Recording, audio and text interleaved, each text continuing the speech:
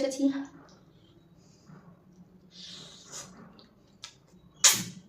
এই ঠান্ডার মধ্যে যদি গরম গরম ধোয়া ওঠা এতগুলো মাটন হয়, আবার এই রকম লাল টকটকে কালার, কেমন হবে বলো তো গাইস? শুধু এইটুকু তোমরা একটু কমেন্ট করে জানো। আজকে খাবো মাটন, অনেকদিন পর কিন্তু মাটন খাচ্ছি। ফাইনালি কে দিয়েছে সেটা তোমাদেরকে পরে জানাবো, এটা সিক্রেট রইলো, জানালাম না। বাট দেখো গাইস, শুধু মাটনটার কালারটা দেখো। ও এখনো পর্যন্ত কিন্তু অলরেডি ধোয়া উঠছে, গরম গরম নামিয়েছে কড়াই থেকে। আর দেখো চলে এসেছে আমাদের বাড়িতে। কে কে মাটন খাবে চলে আসো আজকে। চলো আমি এক পিস আগে খেয়ে নিই, প্রচুর গরম, আমি জানি না খেতে পারবো না, আমার মুখ পুড়ে যাবে। এই যে